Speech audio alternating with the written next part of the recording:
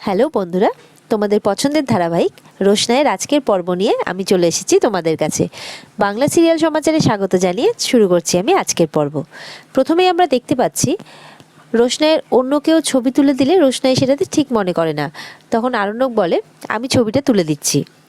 এই বলে আরণ্যক নিজের ফোনটা নিয়ে রোশনাইয়ের ছবি তোলে। ছবি তোলা হয়ে গেলে আরণ্যক চেয়ারে বসতে যায়, রোশনাইও যাওয়ার সময় দুজনেরই ধাক্কা লাগে। দুজনের দিকে তাকাতে থাকে। আবার বসতে গেলে আবার ধাক্কা লাগে, আবার তাকাতে থাকে।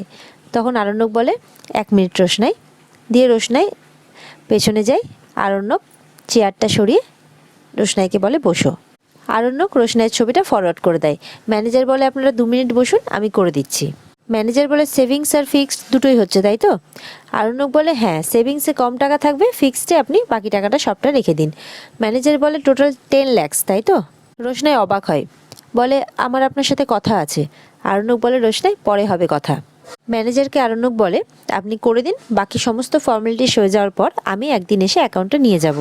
তারপর আরণ্যক চেকগুলো বের করে দেয়, বলে যে একটাতে 5 লাখ আছে আর একটাতে 3 লাখ আর বাকিটা ক্যাশ। এটা শুনেও রোশনাই একটু অবাক হয়ে যায়। রোশনাই আবারও প্রশ্ন করতে থাকে। আরণ্যক বলে, রোশনাই আমি তো বললাম যে পরে কথা বলছি। আরণ্যক বলে, আপনি এখান থেকে 1 লাখ টাকা সেভিংসে রেখে দিন, বাকিটা আপনি ফিক্সড করে দিন। ম্যানেজার বলে, কতদিনের জন্য করব? আরণ্যক বলে, আপনি 45 ডেজের জন্য করে দিন, তারপরে আমরা রিনিউ করে নেব। রোশনাই বারবার করে আরণ্যকের দিকে তাকায়। ম্যানেজার বলে, সমস্ত কিছু রেডি হয়ে গেলে পাসবুক আর চেকবুক আমি বাড়িতেও পাঠিয়ে দিতে পারি। আর ডকুমেন্টস তো আপনি দিয়েই রেখেছেন। আরণ্যক বলে, হ্যাঁ, অ্যাকচুয়ালি অরিজিনালটা মিসপ্লেস হয়ে যায়, আমি ডিজিটালটা আপনাকে দিয়েছি, সেটা দিয়ে তো হয়েই যাবে। ম্যানেজার বলে, হ্যাঁ হ্যাঁ, আপনি আমাদের এত পুরনো কাস্টমার, আমাদের প্রিমিয়াম কাস্টমার, এতটুকু আপনার জন্য আমি করতে পারবো না? এবার আপনি আপনার অ্যাকাউন্টটা নিয়ে কিছু ভাবুন। সামনেই তো আপনার বিয়ের অ্যানাউন্সমেন্ট পার্টি শুনেছি, দীপ্তজিৎ বাবু আমাকে মানে ইনভাইট করেছেন আর কি। তখন আরণ্যক বলে, মানে একটু হাসে, কিন্তু বিয়ের কথাটা শুনেই যেন হাসিটা একটু বন্ধ হয়ে যায়। আরণ্যক রোশনাইয়ের দিকে তাকায়। ম্যানেজার বিয়ের জন্য কংগ্রাচুলেশনস জানায় আরণ্যককে, কিন্তু আরণ্যক যেন চুপ করে যায় আর বারবার করে রোশনাইয়ের দিকে তাকায়। রোশনাইও আরণ্যকের দিকে তাকায়। ম্যানেজার বলে, আপনি গরিমা ম্যাডামকে বলুন না ওনার অ্যাকাউন্টটা এখানে শিফট করে নিতে, তাহলে আপনারা ফ্যামিলি বেনিফিটও পেয়ে যাবেন। আরণ্যক বলে, ঠিক আছে, বলবো। তারপর আরণ্যক আর রোশনাই সেখান থেকে বেরিয়ে পড়ে। গাড়িতে যাওয়ার সময় রোশনাই আরণ্যককে প্রশ্ন করে, স্যারজি, এই বাকি 3 লাখ টাকাটা কোথা থেকে এলো? ওরা তো আমাকে 5 লাখ টাকা চেক দিয়েছিল আর 2 লাখ টাকা ক্যাশ দিয়েছিল, তাহলে টোটাল হয় 7 লাখ। আরণ্যক বলে, তোমাকে আমি এত হিসেব দিতে পারবো না। রোশনাই বলে, আপনাকে তো দিতেই হবে, কারণ অন্য কারোর টাকা তো আমি আমার অ্যাকাউন্টে রাখবো না। রোশনাই বলে, আপনি বলুন এই টাকাটা কোথা থেকে এলো, আপনি সব ব্যাপারে আমার উপরে জোর খাটাতে পারেন না। আরণ্যক তখন বলে, রোশনাই তুমি আজকাল একটু বেশি কথা বলছো। রোশনাই বলে, কেন, আমি মানুষ নই? কথা বলার অধিকার শুধু আপনার একারই আছে, আমি কথা বলতে পারি না? রোশনাই বলে, তার মানে আমি এটাই ধরে নেব যে আমি আপনাদের বাড়িতে কাজ করছি, এতদিন ধরে আপনারা আমাকে স্যালারি দেননি, এটা আপনি একবারে আমাকে দিয়ে দিলেন তাই তো? আরণ্যক রোশনাইয়ের দিকে তাকায়। যদি সেটাও হয় তাহলেও তো আমার এত টাকা পাওয়ার কথা নয়। আরণ্যক বলে, ধরে নাও সেটাই টাকা। এতদিন ধরে যা কাজ করেছো সেটার টাকা, আর আগামীকালকে যা কাজ করবে সেটার টাকা, সবটা আমি হিসেব করে একেবারে দিয়ে দিয়েছি। রোশনাই বলে, তাহলে তো সেটা আমি ঠিক করব যে আমি কত টাকা পেতে চাই। আরণ্যক বলে, হ্যাঁ ঠিক করবে, কেউ যদি যেচে কাজ করতে চায় তাহলে সেই টাকাটা কোট করতে পারে, কিন্তু তুমি তো যেচে কাজ করতে চাওনি, তাই জন্য আমি যেটা ঠিক করব সেটাই তোমাকে দেব, আমি তোমাকে এখানে নিয়ে এসেছি। রোশনাই বলে, আপনারা আমাকে শেল্টার দিয়েছেন, খাওয়া দাওয়া দিচ্ছেন, জামা কাপড় দিয়েছেন।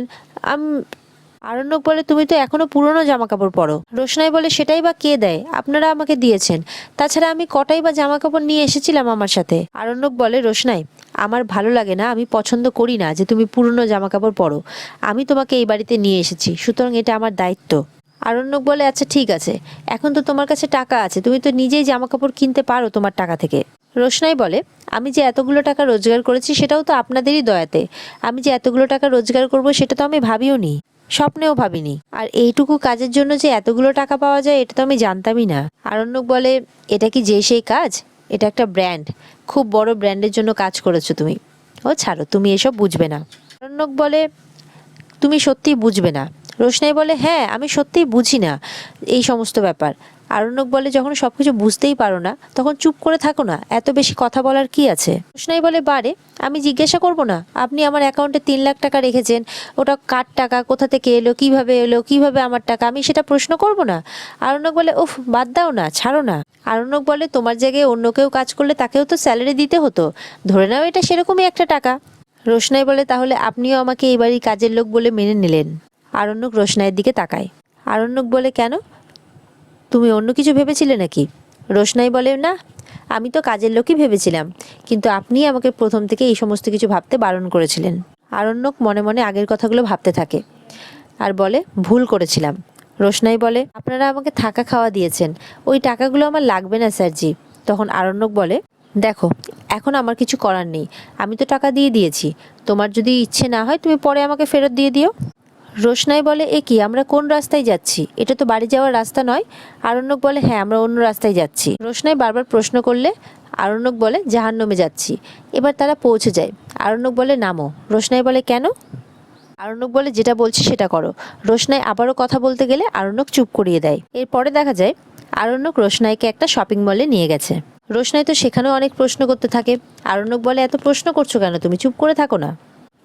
দোকানের লোক বলে, এখন আমাদের অফার চলছে, কি দেখাবো বলুন, একটা কিনলে একটা ফ্রি। তখন আরণ্যক বলে, স্পেশাল কিছু দেখান না। রোশনাই বলে, আপনি কি আপনার জন্য কিছু কিনতে এসছেন? আরণ্যক বলে, কেন, তোমার কি কোনো আপত্তি আছে? রোশনাই বলে, না আসলে আমার কিন্তু কিছু লাগবে না। আরণ্যক বলে, আমি তো তোমাকে কিছু দিচ্ছি না। রোশনাই বলে, ও। আরণ্যক বলে, এই কালারটা খুব সুন্দর। দোকানদার বলে, খুব সুন্দর লাগবে, দুজন মিলে একই কালারের ড্রেস পরে বেরোলে জাস্ট সবাই তাকিয়ে থাকবে। আরণ্যক তখন রোশনাইয়ের দিকে তাকায়। রোশনাই একটু অবাক হয়ে আরণ্যকের দিকে তাকায়। আরণ্যক বলে, আরও কিছু দেখান না, আরও বেটার কিছু। রোশনাই আবারও প্রশ্ন করে, স্যারজি এগুলো আপনি কার জন্য কিনছেন? আরণ্যক বলে, তোমাকে আমি এত কৈফিয়ত দেবো কেন?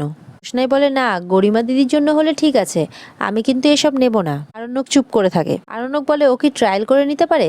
দোকানদার বলে, একদম ম্যাডামের মাপেই আছে স্যার, আমি মাপ করেই দিয়েছি। রোশনাই আবারও বলতে থাকে, আমি তো বলছি আপনাকে আমার কোনো নতুন ড্রেসের প্রয়োজনই নেই। আরণ্যক কিছু বলতে গেলে দোকানদার বলে, স্যার তো দিচ্ছে আপনাকে, আপনি নেবেন না মানে? স্যারের ভালোবাসার জিনিস ফেরত দিয়ে দেবেন? আর রোশনাই আরণ্যকের দিকে তাকায়। দোকানদার বলে, স্যার দেখুন ম্যাডাম কিন্তু এখন থেকে আপনার টাকা বাঁচাচ্ছে, আপনাকে টাকা খরচ করতেই দিচ্ছে না। আরণ্যক বলে, দাদা আপনি এগুলো একটু প্যাক করে দিন, ঠিক আছে, আমাদের একটু তাড়া আছে, একটু তাড়াতাড়ি করুন, আমি বিলটা দিয়ে আসছি। রোশনাই তো কিছু বুঝতে পারে না, চুপ করে দাঁড়িয়ে থাকে। এরপর আরণ্যক জামার প্যাকেটগুলো রোশনাইকে দিতে গেলে রোশনাই নিতে চায় না। দোকানদার বলে, স্যার উনি ম্যাডাম কিন্তু রাগ করেছেন আপনার উপর, আপনি ম্যামের জন্য এত জামা কাপড় কিনেছেন তো তাই। রোশনাই তখন দোকানদারের দিকে তাকায়। ম্যাম কিন্তু খুব হিসেবি। আরণ্যক তখন একটু চুপ করে থাকে। দোকানদার বলে, ম্যাম স্যারেরও তো দেওয়ার ইচ্ছে করে, আর তাছাড়া স্যারেরা যদি না কেনেন আমরা কোথায় যাই বলুন তো, বলে হাসতে থাকে। আরণ্যক বলে, রোশনাই তুমি এরকম কেন করছো, চলো। দিয়ে রোশনাই না যেতে থাকলে, চুপ করে দাঁড়িয়ে থাকলে আরণ্যক হাতটা ধরে নেয়। দোকানদার তো হাসতেই থাকে। আরণ্যক বলে, রোশনাই এখানে আমার দিকে মেজাজ দেখিও না অত আমাকে, কারণ সবাই আমার দিকে তাকিয়ে রয়েছে দোকানদাররা। দিয়ে রোশনাইয়ের হাতটা ধরে নিয়ে চলে যায়। রোশনাই আবারও প্রশ্ন করতে থাকে গাড়িতে যেতে যেতে, যে স্যারজি আপনি আমার জন্য এতগুলো জামা কেন কিনলেন? আরণ্যক বলে, দেখো তুমি আমাদের বাড়িতে থাকো, আর তুমি এখন একটা বড় ব্র্যান্ডের জন্য কাজও করে ফেলেছো, এখন মানুষ তোমাকে চিনবে, আর আমার মনে হয় একটা স্ট্যান্ডার্ড মেনটেন করা উচিত। তুমি যখন বাড়িতে থাকো তোমার গায়ে জামা কাপড়গুলো ফিট হয় না, কোনো রকম পরে থাকো তুমি, আর সেটা বাইরের লোকজনের জন্য ঠিক নয়, তাতে আমার ইমপ্রেশন খারাপ হবে। আর আমি তো কিনেছি আমার স্বার্থে আর তোমার পয়সা দিয়ে। রোশনাই বলে, রোশনাই তখন বলে, আমার পয়সা কোথায়? আরণ্যক বলে, কেন, তোমার অ্যাকাউন্টে যে টাকা ভরেছি তুমি ওখান থেকে নিয়ে শোধ করে দিও, আমি তোমাকে বিলটা পাঠিয়ে দেবো। আর এতগুলো জামা তো আমার লাগবে না স্যার জি, আমি বাড়িতে গিয়ে কি বলবো, সবাই তো আমাকে প্রশ্ন করবে। আরণ্যক বলে, না না তুমি একদম চিন্তা করো না, আমি সেটা ম্যানেজ করে নেব। সেরকম হলে আমি বলে দেবো যে তুমি যেটা টাকা পেয়েছো সেখান থেকে তুমি কেনাকাটা করেছো, এই টাকাটা তো তোমার, তুমি যা খুশি তাই করতে পারো।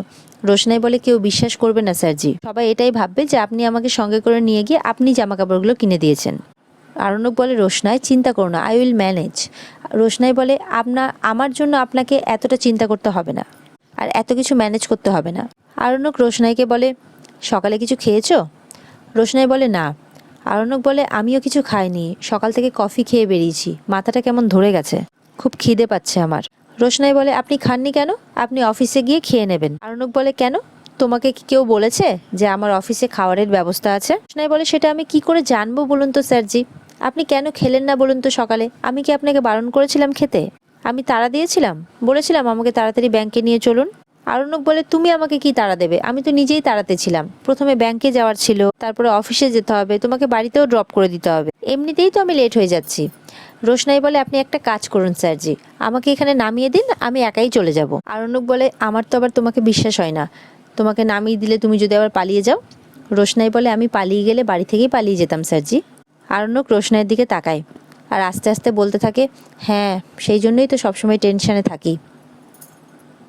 রোশনাই অবাক হয়ে আরণ্যকের দিকে তাকিয়ে থাকে, কথাগুলো সে শুনতে পেয়েছে। আরণ্যক বলে, না আসলে আমাকেই সবাই ব্লেম করবে তো তাই জন্য। থানা পুলিশ হবে, অনেক কিছু হবে, অনেক প্রবলেম হবে, সবাই ভাববে আমি তোমার কোনো ক্ষতি করতে চাই। কেউ ভাবুক না ভাবুক, রাজীব তো ডেফিনেটলি ভাববে। রোশনাই এবার বিরক্ত হয়ে বলে, আর কতবার কতবার আপনি রাজীবের নাম বলবেন বলুন তো? আরণ্যক বলে, কেন গায়ে লাগে? কি? আরণ্যক বলে, রাজীবের কথা বললে তোমার গায়ে লাগে? রোশনাই চুপ করে থাকে, কোনো কথা বলে না। আরণ্যক বলে, তুমি 24 ঘন্টা দিনে রাজীবের কথা বলতে পারো, আর আমি একবার বললেই প্রবলেম? হ্যাঁ। রোশনাই বলে, আপনি কি সব বলে যাচ্ছেন?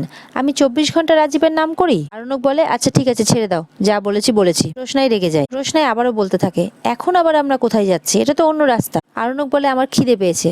রোশনাই বলে, হ্যাঁ আপনি খান না, আমি তো। আরণ্যক তখন বলে, তুমি কি, আমি খেতে যাব তুমি এখানে বসে থাকবে? রোশনাই তখন বলে, স্যারজি বাড়িতে যেতে হবে আমাকে, বাড়িতে আমার অনেক কাজ আছে। বলে, শোনো, বসে বসে আমি এত তর্ক করতে পারবো না, তুমি যখন আমার সঙ্গে এসেছো তখন আমার সঙ্গেই খেতে যাবে, তোমারও তো হেডেক নেওয়ার কোনো দরকার নেই। আরণ্যক তো যেন রোশনাইকে ছাড়তেই চাইছে না, একবার এখান থেকে সেখান, একবার সেখান থেকে সেখান, এই করে বেড়াচ্ছে। রোশনাই বলে, সবসময় কি আপনি আমাকে বাঁচাতে পারবেন? আপনি আমাকে এই কথাগুলো বলেন, কিন্তু বাড়িতে গিয়ে অপমানিতটা আমাকে একাই হতে হয়, তখন আপনি থাকেন না ওখানে। আরণ্যক মনে মনে হাসতে থাকে, দিয়ে আবারও বলে, তোমাকে তো বাঁচানোর লোক আছে রোশনাই। আমি কে? রোশনাই আবার অবাক হয়ে তাকায়। আরণ্যক বলে, কিছু না, খিদে পেয়েছে, এখন প্রচণ্ড খিদে পেয়েছে। এরপরে আরণ্যক রোশনাইকে একটা রেস্টুরেন্টে নিয়ে আসে। এরপর ওয়েটার আসে, বলে, কি দেবো স্যার আপনাদের? রোশনাই বলে, আমি কিন্তু কিছু খাবো না। আরণ্যক বলে, তুমি খাবে না? তার মানে আমি খাবো আর তুমি দেখবে? রোশনাই চুপ করে থাকে। আরণ্যক বলে, শুনো না, আমাদের একটু তাড়া আছে, সেই জন্য স্পেশাল কি পাওয়া যাবে, মানে যেটা তাড়াতাড়ি হবে আর কি। ওয়েটার বলে, আমাদের স্পেশাল উইক চলছে, তাই স্পেশাল কাপল উইক, তাই স্পেশাল কাপল কেক পাওয়া যাচ্ছে, নেবেন? খাবেন? আরণ্যক রোশনাইয়ের দিকে তাকায়। ওয়েটার বলে, সবাই খাচ্ছে স্যার, সব কাপলরা খাচ্ছে। আরণ্যক বলে, কেকটা যদি তাড়াতাড়ি চলে আসে তাহলে নিয়ে আসুন। ওয়েটার বলে, হ্যাঁ স্যার নিয়ে আসছি, আর স্পেশালভাবে মহারাজের থালা আছে, নেবেন? আরণ্যক বলে, নিয়ে আসুন। আরণ্যক বলে, যেই খাবারটা অর্ডার করলাম সেটা এর আগেও কোথাও খেয়েছো, মনে আছে তোমার? রোশনাই চুপ করে থাকে। আরণ্যক বলে, কি হলো, মনে নেই? আরণ্যক বলে, আমার কিন্তু মনে আছে। রোশনাই বলে, বেনারসে। আরণ্যক বলে, খুব সুন্দর প্রিপারেশন ছিল, কিন্তু অবশ্য তুমি খুব টেনশনে ছিলে তাই ঠিকমতো খেতে পারোনি। রোশনাই বলে, আপনার ছিল না? আরণ্যক বলে, হ্যাঁ টেনশন তো ছিল বটেই, সেই দিন এনজয় করে খেতে পারিনি, আজকে তো এনজয় করে খাবো, তবে এদের প্রিপারেশন বেনারসের মতো হবে কিনা জানি না, দেখা যাক। রোশনাই বলে, আপনি খান না, আপনার কাছে তো অনেক সময় আছে, আপনি এনজয় করে খান, কিন্তু আমি খাবো না। আরণ্যক বলে, হ্যাঁ বলেছি তো, তুমি দেখবে, আমি খাবো আর তুমি দেখবে। রোশনাই বলে, হ্যাঁ দেখবো, আমার কাছে যদি অপশন থাকতো না আমি এক্ষুনি এখান থেকে চলে যেতাম, সেই অপশনটা তো নেই, আর তোমার কাছে সেই উপায়ও নেই, তাই এসব কথা বলে কি লাভ আছে। তখন দেখা যায় ওয়েটার একটা রেড কালারের হার্ট শেপের কেক নিয়ে চলে আসে তাদের সামনে। রোশনাই কেকটার দিকেও তাকায়, আবার আরণ্যকের দিকেও তাকায়। আরণ্যক কেকটা কাটে, কেটে রোশনাইকে একটা প্লেটে করে সার্ভ করে দেয়। আরণ্যক বলে, এ নাও রোশনাই, খেয়ে নাও প্লিজ। রোশনাই চুপ করে আরণ্যকের দিকে তাকিয়ে থাকে আর মুখটা ফিরিয়ে নেয়। আর এখানে আজকের পর্ব শেষ হয়ে যায়। তো বন্ধুরা, আজকের মতো এই পর্যন্তই। আগামীকালকে নতুন এপিসোড পেতে অপেক্ষা করো তোমরা, ততক্ষণের জন্য ভালো থেকো সবাই।